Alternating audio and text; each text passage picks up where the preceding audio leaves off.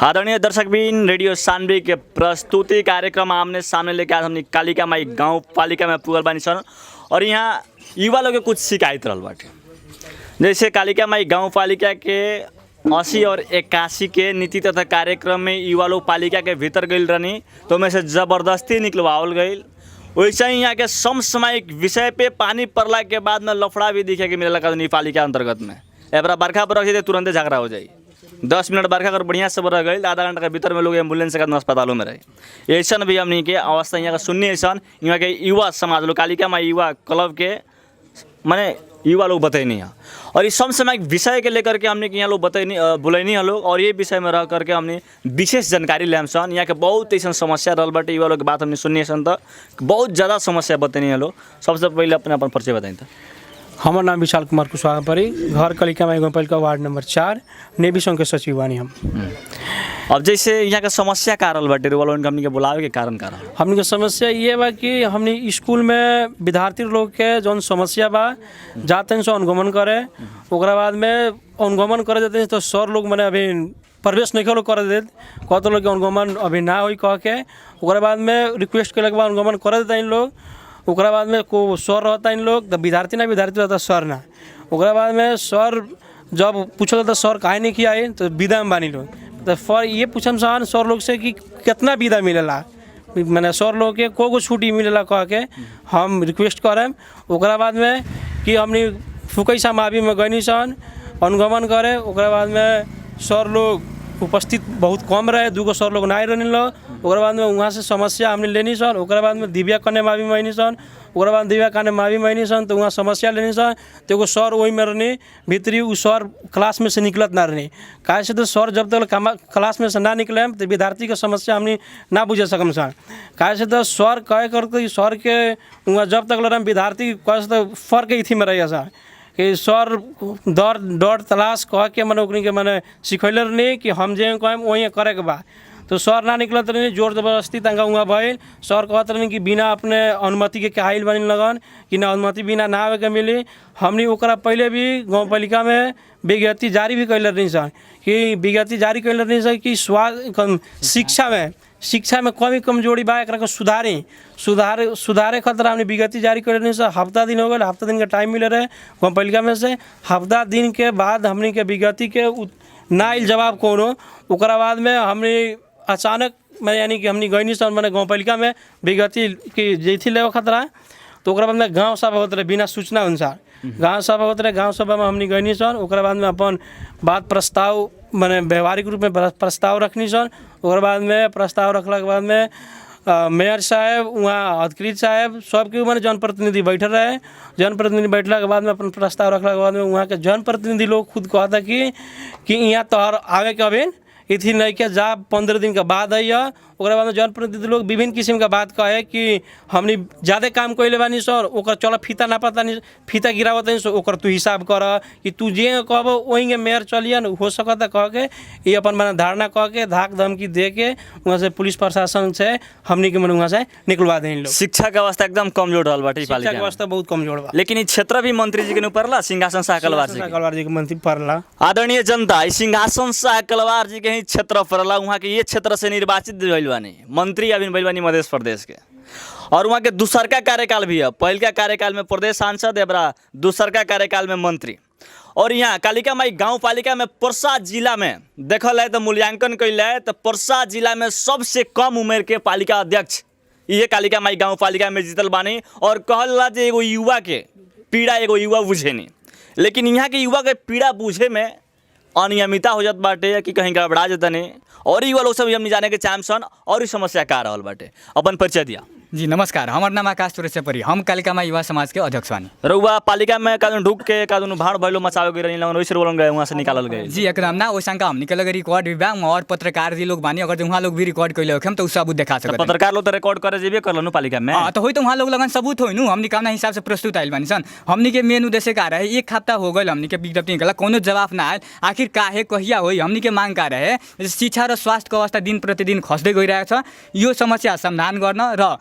विकास को नाममा भइरहेका अनियमितता विरुद्ध अन्य दोषीलाई कारबाही गर्न हामीले जोरदार मांग गरेको थियौँ, 1 हप्ताको टाइम हमनी देले रहनी सन, लेकिन उ ना भइल, ओकर कोनो सूचना ना आयल, ओकरा खातिर हमनी बुझे गनी सन, त वहाँ गाँव सभा होत रहे। फिर भी हमनी कहनी सन ना कोनो बात नहीं के, त एगो सूचना दे के करे के चाहिए, लेकिन नहीं के बोल तब हमनी के हमें प्रस्तुत करम सन अपन समस्या। काहे कि जब गाँव सभा हो जाई त अनियमितता जौन भइल बा, जैसे वितरण कार्यक्रम कइल बड़ा सन, टंकी ढारा जदान या रोड नाला भइल बाटे, जौन मापदंड अनुसार नहीं के भइल, त जब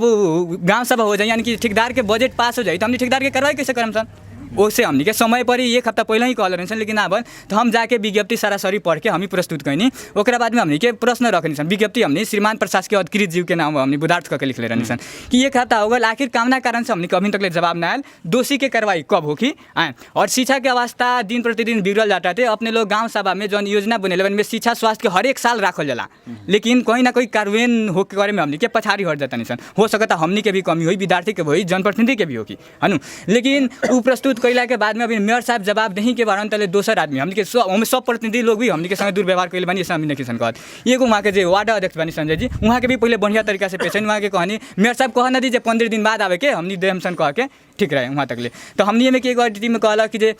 स्कूल वाला बात अल संचा और जे कहिया तकले होई, कब समाधान होई, कब दोषी कार्रवाई, तहनी जब कहवा लगन जब हो जाई, नहीं किसन बोला तहनी के चढ़ल तर लगन कुछ करे के पड़ी तहनी के कह के। और दोसर एक आदमी और ठेकेदार वहाँ के एगो इहे के जीतल वार्डा सदस्य बानी, मोहन शाह नाम है वहाँ के भी हम मोहन पटेल, वहाँ के भी हमनी में उग्र रूप लेवे लगनी। उ काहे के लेवे लगनी, तो ई जौन हमनी के रोड के जौन डल रहनी सन, रोड में अनियमितता भइल वहाँ के उहे के ठीका से बनल रहे।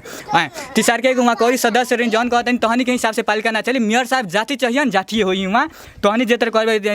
लबन उतर ना होई कह के वहाँ बहुत लोग और हमनी के भी युवा लोग कहल कि ना, आखिर हमनी के भी कहनी सन कि हमनी कौन यहाँ झगड़ा करे थोड़े आइल बानी सन, अपने युवा बानी, अधिकृत साहब भी युवा बानी, एक पहले भी अपने हमनी से कहले बानी कि हमनी ई तहनी के साथ साथ रहम सन, दुनू आदमी युवा बानी सन, मिल के हमनी के जौन हमनी के नारा बारे स्वच्छ र समृद्ध पालिका निर्माण युवा के नेतृत्व में भ्रष्टाचार मुक्त अभियान, ओकरा में हमनी साथ देहम सन कह के। और जामना स्कूल में भी हमनी अनुगमन करे गल सन, डायरेक्ट जहाँ समस्या आइल बा मेयर साहब हमनी कॉल भी कैले बानी सन, दाई हमनी के हई स्कूल में आइल बानी सन, ऐसन ऐसन समस्या बाटे, यहाँ तक ले वहाँ के प्रो लोग से बात भी करेले बानी सन वहाँ के। तो ऐसे ही नहीं के कह सकल कि हमनी संपर्क विहीन बानी सन। और ओकरा बाद हमनी के जवाब तो वहाँ के अधिकृत साहब देती या मेयर साहब देती, लेकिन वहाँ से पहले यानी दूसरे आदमी सिखावता मेयर साहब के, मेयर साहब ऐसे कह दी, वहाँ कहीं ना कहीं लगता मेयर साहब पछाड़ी बानी, वहाँ के हमनी में कोनो अनियमितता नहीं खेले। लेकिन दूसरा आदमी फिर प्रहरी बुला के हाथ पकड़ के बढ़िया से ना चल जा लगन, बाद में हमनी सबूदार काम, यहाँ तक लेकिन लास्ट में प्रहरी आके कि एक छिन बात तहनी के मेयर साहब अपने वो करियन, तहनी के समस्या यहाँ रखियन, तो हमनी रुक रहन सन। लेकिन फिर के जन के का कहलक प्रहरी वहाँ से हमनी के निकाले लागल जे ना तहनी हमें से निकल जा लगन का। आखिर हम मेयर साहब से पूछे के चाहें इतना दिन से हमनी दाई कहते आवत नहीं अपने के, अपने भी युवा बानी, अधिकृत साहब के भी, और हमनी के आत्मसात करके हमनी के गलत के विरोध और सही के सपोर्ट करें सन कह के हमनी के अभियान के साथ अपने के साथ जुड़ल बानी, हर एक ठाव में अपने के हमनी के जानकारी भी करेले बानी। लेकिन आखिरकार हमनी के कौन गलती कैले रहनी सन जान चलते हमनी के वैसा दुर्व्यवहार भइल, अपने गाँव पालिका के अपने गाँव सभा में हमनी के निकालल गइल वहाँ से, और रोआ पिटल लागल जैसा का किस्म के हमनी के संगे व्यवहार कर गल, आँख से आंसू गिरे वाला जैसा का किस्म के वहाँ के अवस्था देख के चारों ओर से माटा जैसा एक आदमी पर जैसे वहाँ के लोग जैसे झुक गए वहाँ के सदस्य लोग वहाँ से। और आखिर हम अपने लोगन के गलती थोड़े बाटे, उ तो अनियमितता भइल तो ठेकेदार के गलती बा, ठेकेदार के नहीं दोषी करे खातिर कहतनी सन। लेकिन तभी भी अपने वहाँ हमनिए के विरोध करतनी, ऐसे स्पष्ट होता कि तो ठेकेदार से अपने कमीशन ले बानी, वही से कहीं ना कहीं अपने के ज़्यादा लागत है। यदि ना ले रहती तो अपने सीधे कहती हमनी ठेकेदार के कार्रवाई करम सन, अनियमितता भइल बा जहाँ तू हमनी के ओकर एविडेंस हमनी के लगे जुटावा, हमनी कार्रवाई करम सन। लेकिन उ ना करके जौन हमनी के संगे व्यवहार भर एकदम निंदनीय बा। फिर भी हमनी के विश्वास बाटे वहाँ के दुनू आदमी युवा बानी, कुछ वहाँ लोग हमनी के नहीं जवाब दिले, ना मेयर साहब ना अधिकृत साहब। लेकिन हो सकता हमनी के मर्म वहाँ लोग जरूर बुझल होखेम,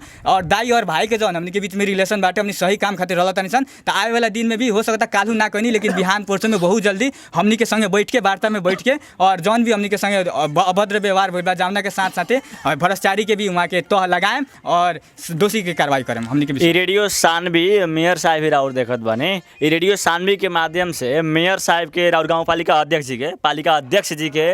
और साथ ही प्रमुख प्रशासकीय अधिकृत जी के, कालिका माई गाँव पालिका के अध्यक्ष जी के और प्रमुख प्रशासकीय जी के का कहे के चाहे जी। हमनी के प्रमुख प्रशासकीय अधिकृत जी अभी आइल बानी नया वहाँ के, यहाँ तक लेकिन वहाँ नया नहीं तो हमनी के स्वागत भी करनी सन वहाँ के दोसाला ओढ़ा के, और वहाँ के बात क्रम में कहले रहनी कि हम भी युवा बानी, तहनी के साथ साथ रहेम, तहनी के ढीठे आवाज़ उठावा, हम हर एक जगह तो नहीं घूम सकत, लेकिन जहाँ तहनी के लौकत यहाँ अनियमितता भइल बा हमरा जानकारी कराओ, हम काम रोक देम। हमनी के बहुत दिल खुश भइल कि केहू तो केहू आयल ऐसा कर्मचारी एगो, और मेयर साहब भी कहीं ना कहीं सबसे कांछो मेयर बानी वहाँ के। और इतना दिन से हमनी के भी भाई और हमनी दाई कह के दोसर कोनो हमनी के बीच में वर्ड भी यूज नहीं खेबल मिलत आइल बाटे। और 81 वैसा किस्म के व्यवहार पर वहाँ लोग कुछ ना बोलनी, हो सकता वहाँ लोग कोनो दबाव होई चाहे वहाँ लोग के कोनो पार्टी के कैंडिडेट हो सकता नहीं जौना चलते ना बोल रहे लेकिन अभी भी आशा बाटे हमनी के रिलेशन में कोनो खलल बलल ना आई और वहाँ लोग हमनी के खातिर आवाज़ उठाएम हमनी के संगे जो दुर्व्यवहार भेल बा ओकरा के भी वहाँ लोग पर्दाफाश करेम दोषी के कार्रवाई करेम और हमनी के जौन मांग बा जौन संबोधन करेम जी। और साथ साथ और भी युवा लोग सब जाने के चाहसन तनका अगाडि चलाइन कैमरा के फ्रंट पर रहन अपन परिचय बताएं। हमार नाम भरत शाह, हम कल के टिंडोबिया टोल के टिंडोबिया युवा क्लब के सह सचिव बानी। यहाँ के कहल है कि यहाँ के स्वास्थ्य बाटे जौन एकदम पछड़ बा। एक हॉल बाटे वो हॉल में भी पार्टीशन उसन नहीं खे। हमने एक निगन से चेक जांच करावे तो वहाँ लेडीज लेके गई सन तो पूरा झाल बंद करो ढोका बंद करो तब जाके चेक हुई। इस स्वास्थ्य चौकी में वही कहाँ के नियम बा कि कहाँ बा कि पार्टीशन तक भी नहीं के हो सकत। और का बात कथी कहल है कि शिक्षा में भी आला मूल स्कूल में हमने कहीं सन अनुगमन करे हमने क्लब वाला सब संगत लेके तो वहाँ भी कहते बा 6 क्लास में भी 6 क्लास में बेंचे नहीं के 1 से 20 गो लेके बा मतलब बेंच नहीं के वहाँ कभी बोरा लेके बैठे के पड़ता। बच्चा बोरा लेके अपना घर से भी आओ तो वहाँ पाल के भी व्यवस्था नहीं के कम से कम बेंच के तक वहाँ समस्या समाधान करे पड़ल। वहाँ के सेक्शन छुटियावे पड़ल। वहाँ के टीचर लोग कहता कि हमने 13 महीना बीत जाता तब भी हमने बाधा नहीं के मिलत कि बताएं टीचर शिक्षा स्वास्थ्य का अवस्था बहुत गंभीर रहल बाटे कालिका माई गाँव पालिका में जी। और समय हम निकला बहुत का शॉर्टकट में हम सब कोई से एकदम जाने के चाहें समस्या यहाँ के लेकर के और इस समस्या तुरंत मेयर साहब से यहाँ का पालिका अध्यक्ष जी से भी पूछे के बाद शॉर्टकट में समस्या बताइए कहा से पालिका अध्यक्ष जी लग जाके वहाँ से भी समस्या की प्रश्न के उत्तर वहाँ से भी ले बाटे। अपन परिचय बताए था। हमारा नाम दिलीप पटेल। का समस्या रहा यहाँ के समस्या ये बा कि हमरा लोग कहता विकास विकास विकास कथी है पहले ये समझे के पड़ल। विकास रोड बना दी नाला बना दी ये सब विकास ना जनता जागरूक होके पड़ल। यहाँ के समाज लोग जितना भी है युवा समाज लोग भी बा जनता के जागरूक होके पड़ल। जनता जागरूक हो जाए विकास अप्रूपी हो जाए जनता में शिक्षा हो जाए अप्रूपी विकास हो जाए। हम यहाँ फुगर बिगता नहीं यहाँ फुगर हो गए हम फुगर ना बिगम तो यहाँ विकास हो गई ये विकास चीज देखा कि जनता सचेत हो को विकास अपने आप से हो जाए क्या विकास अपने आप से जनता खाली चुपचाप बैठ जाए तो विकास हो ना जनता के यहाँ जागरूक करे पड़ल। जागरूक कौन ढंग से हो जागरूक होके मेयर साहब के बात माने मुँह जागरूक पाके एकदम जौन गलत करता उनका बैठ के ले देखेंगे। हमनी के सपोर्ट में भी होके पड़ल मेयर के हमनी के यहाँ के युवा के समाज जितना युवा लोग बाटे अभी ज़्यादा जागरूक करताटे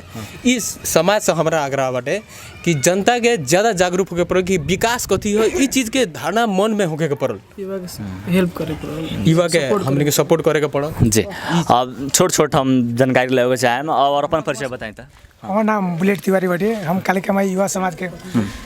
कोषाध्यक्ष भी बानी। हमनी के विभिन्न समस्या लेके हमनी के पालिका में गई सन सबकी अथी बाटे कह के न्यूज़ भी में दिले रहनी सन सामाजिक संजाल में भी वायरल करने से ऐसा नहीं कि जनप्रतिनिधि के भी ना था होके अवस्था में मैंने हमनी के प्रमुख पास के अधिकारी के था ना होके सब लोग के था बाटे फोन माध्यम से भी जानकारी श्री सुगई मावी के भी हमनी के समस्या लेके रहनी सन टिंडोबिया आगे सामुदायिक स्वास्थ्य की बाटे ओजान की भी समस्या लेके रहनी सन विभिन्न समस्या ले जाके वो में भी हमनी के अधिकारी साहब हमनी से प्रश्न कहनी अपने लगे जहाँ भी बाटे भ्रष्टाचारी हो रहा बाटे ओकरा के संकलन करी लगिन हमनी के लगे पुगे के प्रयास करी जहाँ तक बाटे हम भी युवा बानी सपोर्ट करें अपने लेके साथ में रहे। ई समस्या लेके हमनी के गई सन एक बेर गई सन तो वहाँ लेकिन कोनो कार्यक्रम ना रहनी ऑफिस में हमने विज्ञप्ति टास्क के चलनी सन 7 दिन के बाद में होनी सन। जब पालिका अचानक में पालिका के गाँव सभा होते रहे गाँव सभा एगो ऐसा होता कह के गाँव सभा यानी गाँव के सब लोग भी जितना भी आदमी बाटे ओकरा के बोले के दियाला अधिकार दियाला कोनो बंद कमरा में ना कोई जाला गाँव सभा लिखल बाटे पोस्ट पर चाहे कहूँ भी गाँव सभा क्या होला डे तो बंद कमरा में कहाँ होता है तो गाँव सभा तो पालिका में होता है जहाँ रुआ लोग गईले रहनी रुआ लोग कादून गई रहनी भाड़ भैलो मचावे तो रुआ लोग निकालल गई। अरे सर तू गाँव सभा हमनी के और जगह देखते हैं और पालिका में देखते हैं खुला मंच में होता लाउड स्पीकर में होता वो बंद में होता एगो रूम हटे मीटिंग रूम हटे तो मीडिया लोग के तो सहभागी रहे ना। अरे सर मीडिया लोग के सहभागी रहे जब हमनी के प्रस्ताव रखनी सन ओकरा से पहले मीडिया लोग रिकॉर्ड करे वीडियो रिकॉर्ड करे जब हमनी के प्रस्ताव भइल हमनी के आकाश जी अध्यक्ष जी ओइजन प्रस्ताव रखनी बात रखनी ओकरा पारे में मीडिया जी लोग ओइजन से छाँट दिलक मने अन्य जनप्रतिनिधि लोग वैसा ना बोले दिलक बुझाइल जे मने एगो ना होला कह के हमनी के गलत काम करते हैं ओंग हमनी के वैसा व्यवहार कह के बाहर से गललू हमनी के भी बार हमनी के गलती बनी तो गलती के साबित हमनी के ओकर सजा भोगेला तैयार बनी सन हमनी के कानूनी प्रोसेस दिखा दी जब अपनी गलती करते नहीं चाहे गलत के आवाज़ उठेले बनी हमनी के मुद्दा करी चाहे जे भी करी हमनी के तैयार बनी से भोगेला आ ना तो ये अगर गलती बाटे युवा कह के नहीं के खोजेला एक भी प्रमाणित कर दी हमनी के छोड़ देम सन वो भाई बात बारम्बार करला के बाद में वजह से निकाल देने लगी नहीं जानता कि प्रहरी से भी बुला के वीडियो भी बा वीडियो प्राप्त भी सामाजिक संजाल में वायरल भी बाटे वीडियो में बाटे प्रहरी के बुला के हटा देवल बाहर निकाल देवल ओकरा बाद कुछ देर रोक के रूम से भी बाहर निकाल देवल, गाँव सभा से बाहर निकाल देवल। ऐसे में युवा प्रति वहाँ के बानी हमनी के प्रमुख साहब अधिकारी साहब भी युवा बानी, ऐसे वहाँ लेके का सोच होता है युवा प्रति हमनी के का व्यवहार भइल, वहाँ लेके कुछ बोले के चाहिए ना बोलने के चलते बहुत ज़्यादा दुख लागल। हमनी के इतना अपेक्षा करके करने से युवा बानी, युवा के प्रति रखे चाहे भी पहले भी बात कैले बानी सन, युवा का हटे समझ करे के पड़ल। तो वहाँ लेंगे वहाँ रहते हुए जबकि पूरा प्रमुख पर्सन अधिकृत के पावर बाटे रोके के जनप्रतिनिधि के जो वास्तव सही बात बाटे एकरा के बोले दिया, हमनी के पत्रकार दायित्व वो लेके लोग पावर बाटे, ऐसा के बिना पावर कोई लोग ना रहे पर भी ऐसा कहा कर लो वैसा कुछ भी ना कर लो हमने के बाहर निकाल दे लो। बाद में विभिन्न भी हमने के अथी कोई सन तो वैसा से बाहर निकाल दे लो तो हमने के चले नहीं सन, चलेला के बाद में हमने के वैसा से अब अपन प्रक्रिया जन बाटे हमने का कहें पालिका अध्यक्ष जी के प्रमुख प्रशासकीय अधिकारी हमने के इतना विश्वास बाटे जो ठीक बाटे वैसा गाँव सभा है ज़्यादा टेचर है, ठेकेदार से भी टेचर हुई, वहाँ लेके जनप्रतिनिधि भी बा पालिका के मैंने 5 गो वार्ड में 5 गो वार्ड के सदस्य लोग बाटे, वहाँ के विभिन्न काम से बिजी होकर दिमाग ना खुलोले। फिर भी हमने कभी इतना आशा कैले मैं सन कि साहब और मेयर साहब पर जो हमने के साथ देम ऐसा लागत ऐसे हमने के गलती के विरोध में बानी सन, सही काम करते हैं सन, वहाँ ले सही के काम करते खातिर पालिका से हमने के एक बार अपने के मीडिया के मार्फत से हमने मेयर साहब के सुनले रहे सन जो शिक्षा में समस्या कमजोरी बाटे ओकरा पर हमने के बहुत ध्यान आकर्षण देम सन, बहुत ज़्यादा टाइट करेम सन। पालिका में ओकरा से पहले हमने के देखले भी रही घूमले भी रही वहाँ के बहुत भी टाइट कर रही, फिर भी हमने के समस्या लेकर नहीं तो वहाँ के काहे ना बुझनी वजह से काहे ना कुछ बोलनी ओ के चलते हमने के बहुत ज़्यादा दुख लागल।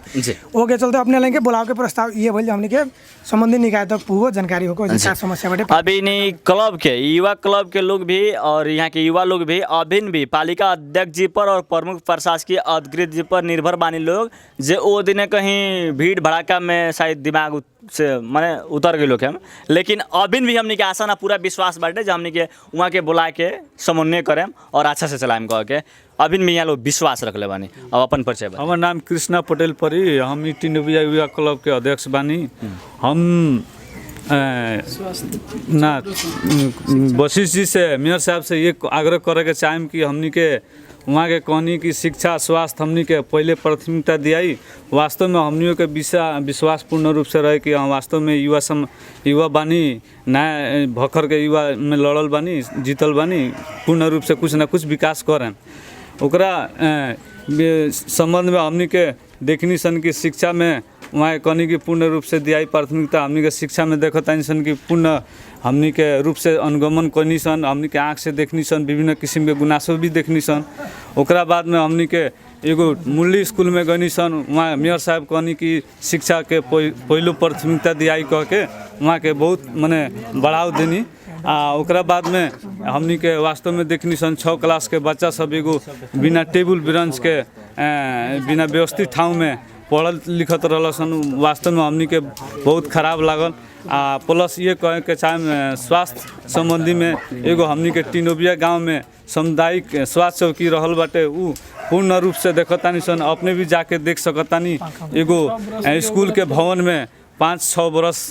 से हमनी देख रहल बानी सन। यहाँ टिंडोबिया गांव समाज के लोग भी देख चुकल बा कि ओकर एगो अल्पत्र में रहल एगो स्वास्थ्य चौकी ओकरा के कहीं हम पूर्ण रूप से आग्रह करे के चाहें जनप्रतिनिधि लोग से ओकरा के व्यवस्थित जल्दी से जल्दी करे के पड़ल। एगो और हम आग्रह करे के चाहें कि हमनी के टिंडोबिया युवा क्लब के टॉयलेट के बजट आयल अपने देख सकतानी आयल बजट के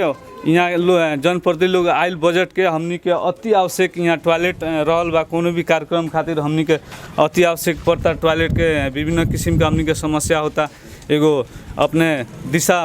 पेशाब खातिर यहाँ बहुत पूर्ण रूप से हमनी के अफियारो होता।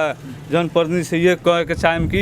एगो ये समस्या भी समाधान करेगा, जल्दी से जल्दी समाधान हो हम ये आग्रह करे के चाहतानी। जी धन्यवाद। और अपन परिचय बताएं। हमार नाम रहमत हुसैन है, हम कालिका माई गाँव कालिका माई युवा समाज के मतलब हम सह-सचिव हैं। हम दिव्य कन्या मावी में बिरंची बेरवा 5 में अभी पढ़े नहीं। हमनी के समस्या टीचर्स के केमिस्ट्री टीचर हमनी के टीचर्स के बाद समस्या चर्पी के समस्या बा, सर जी CCTV जड़ान करे में और स्मार्ट बोर्ड लगावे में अनियमितता कैले बानी। अनियमितता कैले बनी उ समस्या हमनी के जागर कैले रहनी सन और उ समस्या पर मेयर साहब हमनी के मतलब इथी कैले रहनी मतलब आश्वासन देले रहनी कि हम उ समाज तहनी के नया सब काम कराएम जौन CCTV लागल बा उ सब हटवाएम इथी करम अभी हेड सर जौन इथी बनवैले बनी रूम बनवैले बनी 2 ताला रूम बनवैले बनी उ बारिश आवता तो उ रूम पर 2 ताला पर पानी जम जाता उहे 2 ताला पर पानी जमल फिर नीचे के ऊपर जम जाता लेकिन बरखा का पानी बाहर ना जाता स्कूल में हाँ बरखा का पानी बाहर नहीं के जात उ स्कूल में जमा हो जाता क्लासरूम में जमा हो जाता वहाँ समस्या उ सब समस्या बढ़ले बा वहाँ पंखा नहीं है वहाँ पंखा रख हवे जौन पंखा 1-2 गो क्लास में बाटे जौन ऑफिस में पंखा हरदम चलत रहता सर रही लो चाहे ना रही लो और इस सब क्लास में पंखा नहीं है जब हमनी के पंखा ना रहे तो गर्मी भइल तो 14-15 गो विद्यार्थी मतलब बेहोश हो गए सन तनी कि ओखनी के मुड़ी दुखा लगल एने ओने होके लागल इति ओखनी के इति हो गई तो एम्बुलेंस की भी बुलावे पड़ गई तो हम मेयर साहब के लगे फोन कैनी सन मुखिया जी लगे फोन कैनी सन वार्ड नंबर 5 के मुखिया जी के तो वहाँ लोग कहतनी कि लड़का नाटक बनावतर से कह के कि वहाँ कहनी जे नाटक बनावतर से लड़का म तिम्रो के बनू कि तिम्रो विद्यालय में आउँदैन दिन मेरो अर्को कार्यक्रम छ म त्यहाँ गइरहेछु तिमीहरूले नाटक गरिरहेछन् उनीहरू तिमीहरू यो गर त्यो गर हामीहरूसँग भिडियो पनि छ कि एम्बुलेन्स आएको थियो विद्यार्थी खसे थियो के गयो थियो के भयो थियो भनेर सबै कुराको हामीहरूसँग त्यो छ ई मुखिया जी कहलन जे तोनी अपन नौटंकी बंद कर हम जाता निसन मेयर साहब भी कहनी और मुखिया साहब भी कहनी मुखिया साहब ये लोग 4 साल कही केंगा बर्दाश्त करे सकम लगा बर्दाश्त के करे सकम से हमनी बर्दाश्त ना करम से अभी 4 साल लोग कही अभी देखिए युवा अब जागरूक होता और अपने देख सकतानी सब लोग भी जागरूक होता हमार बुआ भी जागरूक होता हमार पूरा मतलब जितना भी जनता बा कालिका माई गाँव पालिका में वो सब एवरा जागरूक होता और सब मतलब सोशल मीडिया के मार्फत से चाहे कोनो भी मार्फत से सब न्यूज़ देखता इति देखता कहवा कथी होता वो सब देखे के ओकरा अधिकार बा ये सब समस्या लेके हमनी के गाँव पालिका में गए मतलब एक बे पर मैंने पर नेक्स्ट ईयर मतलब इति में गए इति कैले निशान तालाबंदी अपना स्कूल में कैले निशान मेयर साहब हमनी के सब समस्या के समाधान करेम कह के आश्वासन दिले रहनी तब तालाबंदी खोलबैनी कहतनी कि 15 दिन में तोनी के लैब के व्यवस्था हो जाई लैब के व्यवस्था नहीं के तो लैब के व्यवस्था हो जाई तोनी के साइंस लैब बा जौन इति हो जाई शॉर्टकट में समय बहुत कम है विद्यालय में हमनी रिपोर्टिंग करे आएम सन में कोई संख्या के बात नहीं के शॉर्ट देखी कंप्यूटर रिपेयरिंग के जौन इति मेंटेनेंस के काम बटे 4 साल से कंप्यूटर आके रखल बा मेंटेनेंस के काम एको बेर नहीं के भइल कंप्यूटर हैंग हो जाता सन उ मेयर साहब के हम देखैनी सन त मेयर साहब कहनी जे ठीक छ बाबू म गरिदिन्छु तिमीहरू शान्त बस म त्यसमा काम गराइदिन्छु अनि उहाँले त्यो काम गराउनु भएन अनि हिजो हामीहरूले गाउँ सभा भइरहेको थियो मलाई थाहा थिएन कि गाउँ सभा छ म कालिकामा युवा समाजको सहसचिव भएको कारणले गर्दा मेरो दाजुहरू जे त्यहाँ जानुभयो अनि उहाँले हाम्रा फोन कैनी कहतनी कि रहमत तोहर जौन जौन समस्या बा तू लेके यहाँ आवत जे मेयर साहब बानी और मुखिया साहब बानी सब के बाटे हमनी मिलजुल के और छलफल कर लिया का एमे इथी कर सकतानी सक के हमनी गइनी सन साबा हॉल में गइनी सन साबा हॉल देखनी सन साफ मतलब होता 20-25 आदमी बा हाँ चकाचक रहा 20-25 आदमी बा होता वहाँ हमरा ना लग बुझाइल जे यहाँ जौन सब मतलब जनता के सहभागिता चाहिए तो यहाँ 20-25 आदमी ठेकेदार मतलब कर्मचारी खाली 1-2 गो मीडिया बुला के और मतलब वो चुनल मीडिया बोला के जौन हम मीडिया का देखा तनी इति करता नहीं वो मीडिया आइले ना रहे हो में हम वैसन मीडिया बोला के वहाँ इति होत रहे बुझात रहे पैसा दे के बुलावल बा जेंग या वो मीडिया लोग हमनी के इति कैल जब वहाँ मेयर साहब हमार मतलब कालिकामा युवा समाज के अध्यक्ष आकाश चौरसिया जी जब अपन बात रखनी वहाँ तब मेयर साहब मतलब कहनी जे बोले नहीं अपना लगे आवा हमरा लगे बात रखाई लूँ वहाँ जब बात रखाए लगल तो वार्ड नंबर 2 के 3 के इति मुखिया जी उठ गई खड़ा हो गई संजय जी बानी जौन वो खड़ा हो गई और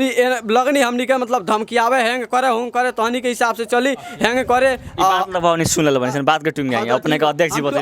हम टुंगिया तनी ठीक बा देखी तो उ का भइल उ सब होते रहे तब उ वहाँ का कहनी हमनी के वहाँ से साबा हॉल में से मतलब इति के पुलिस प्रहरी के इति कह के आहेंगे कह देनी जा लगन आई अपना कर्मचारी से हमनी के पिटवावे के तले हमरा के मारेला हाथ भी उठ गई रहे गाल में मारेला हाथ भी उठ गई रहे वहाँ मतलब तले पुलिस जी और कहतनी हैंगे निकल से सब आ युवा सब के सब निकाल देनी हम पूछे के चाहतनी मेयर साहब अपनऊ 2078 साल में और इंडिया से अपने इति कह के आयल बनी मतलब बैचलर कह के आयल बनी अपने ये बताई 1 से लेके 12 तक मतलब नेपाल सरकार में सामाजिक विषय पढ़ाई होला तहाँ वहाँ लिखल बा कि हामी पढ़ले बानी सन 12 तक ले कि वहाँ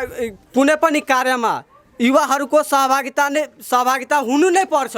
र हाम्रो मौलिक अधिकार पनि हो। त म सोध्न के चाहन्छु कि वार्ड अध्यक्ष जी तपाईले यस्तो किन गर्नुभयो कि त्यहाँ हामीहरूको युवाहरूको बात कुरा राख्नमा तपाईले यति गर्नुभयो र हामीहरूलाई किन दुर्व्यवहार गराउनुभयो र हामीहरूलाई यो कार्यमा तपाईले हामीहरूको साथ दिनुहुन्छ भन्ने म यही साथ बिदा लिन चाहन्छु। धन्यवाद। और यहाँ के युवा लोग के बहुत ज़्यादा गुनासो रहल बाटे, अथाह गुनासो बाटे वहाँ लोग के, और हमने और भी जानकारी लेके चाहम सन एगो और युवा बानी और वहाँ से परिचय लेके चाहम और वहाँ के भी समस्या सुने के चाहम। युवा लोग के फरक समस्या रहल बाटे। अभी एगो युवा एगो विषय पर ही बात नहीं करत, यहाँ लोग के जितना भी हमने बात करनी सन फरक युवा लोग से बात करनी सन, फरक समस्या भी रहल बाटे। अब जैसे वहाँ से विद्यार्थी लोग के केहूँ विद्यालय में बेहोश भइल बानी लो तो वहाँ से का दून नौटंकी होता है, पालिका अध्यक्ष जी कहले बानी, वार्ड अध्यक्ष जी कहले बानी। वास्तव में सत्य तथ्य कहार वालों जनता के जनप्रतिनिधि हैं और जनता के सुख दुख में काम लगे। हम चुनावी घोषणा वालों इनके रहे, चुनावी फील्ड रहे, शिक्षा स्वास्थ्य कृषि में हमने परिवर्तन करम सन, जनता के सुख दुख में अति विपन्न परिवार लोग के हमने सहयोग करम सन, युवा के सहयोग करम सन, बहुत चुनावी प्रचार रहे। लेकिन चुनावी प्रसारे भर अभी तक लौकत बाटे रहल बाटे, लेकिन उनमें से कुछ भी आगे नहीं बढ़ल कह के ऐसा भी युवा लोग के कथन से लाग रहा बाटे। और एगो और लास्ट में बानी सन काहे से अब एक प्रति उत्तर भी लेवे के खातिर पालिका अध्यक्ष जी के भी टाइम मांगले बानी सन। अपन परिचय बताएं। हेलो नमस्ते, हम कालिकामाई युवा समाज के उपाध्यक्ष। का समस्या हो? समस्या का बाटे कि यहाँ हरेक वार्ड में ही समस्या बाटे और विशेष समस्या हमने कहनी तो हमने के स्वास्थ्य और शिक्षा के भी बाटे। इसको अनुगमन करके हमने पूरा युवा समाज यानी किनके युवा समाज नेवी संघ और उनके युवा समाज सब निरीक्षण कह के प्रोग्निशन मतलब कि समस्या लेके हमने के कालिकामाई गाँव पालिका में जाके मतलब कि गाँव सब होते रहे। तो उनमें जो दुर्व्यवहार कैलक लोग तो उनकी समस्या नहीं बतानी सोला तो उनकी मैंने सामान में भी हिना मिना वितरण में भी ना होला, वो सब में भी भइल बाड़े सन। तो भइल बाकी नहीं के बेल हमने कहनी सर कि खोज पूछ कर जाओ कौन हिसाब से भइल। तो मैं कहा कि डायरेक्ट रिएक्शन दूसरे हो गए, यहाँ के धाक संग देख वहाँ से निकाले के अथी पर गए लोग। तो हमने कि यह कहल कि तो उनकी समस्या मैंने उनके अथी वितरण भइल बाटे, ठीक बाबू मैं घोटाला नहीं के भइल तो कम से कम दिखा दे लोग कि कौन हिसाब से वितरण भइल बाटे कैसन। वो जब दिखा दे लोग ना वितरण भइल तो माने कि हम बोले लगले बानी तो हम माफ़ी मांगता नहीं कैसन कि ठीक बा गलती क्या गई और मैंने ठीक बानी लोगन अपने लोगन तो ठीक बा हम सहयोग करता नहीं सन, वही हिसाब से चले लोगन। क्या कहम पालिका अध्यक्ष जी से अंत में? अध्यक्ष जी से हम ये कहम कि वहाँ के हमने के सहयोग करें साथ दी, ऐसे कोनो पार्टी के हिसाब से नहीं किसी नहीं स्वतंत्र ढंग से लागल बानी सन और कोनो आवाज उठाता कि पार्टी के हिसाब से बात नहीं है। ऐसे कि शिक्षा के स्वास्थ्य के ही मेन खास समस्या लेके करे सन, ओकरा अलावा कोनो ऐसा बात अभी ना बह रहे तिले हमने के लापड़ा वहाँ दुर्व्यवहार करके निकाल देने अभी तक आशा बाजू जी हम आशा बाटे कि वहाँ अध्यक्ष जी बानी और अध्यक्ष जी बानी वहाँ लोग कभी भी सहयोग करम लोगन अभी भी विश्वास बनने के लिए। धन्यवाद। आदरणीय दर्शकबिन, समय बहुत कम रहा। रेडियो सानवी के प्रस्तुति कार्यक्रम आमने सामने टोल में गांव में लेकर हमने पुग रहा बानी सर और यहाँ के युवा लोग के जो समस्या रहल बाटे युवा लोग अपन समस्या प्रस्तुत करनी है। शिक्षा स्वास्थ्य कृषि खास करके यहाँ परिवर्तन नहीं खे देखल गई युवा लोग के जौनी बात रहल बाटे। आदरणीय दर्शक भी ये विषय में हमने पालिका अध्यक्ष जी के भी समय मंगले बानी सन और वहाँ से भी यहाँ लोग प्रति उत्तर लेवे के चाहम सन। कार्यक्रम आमने सामने बोलो सुनने के खातिर बहुत बहुत धन्यवाद।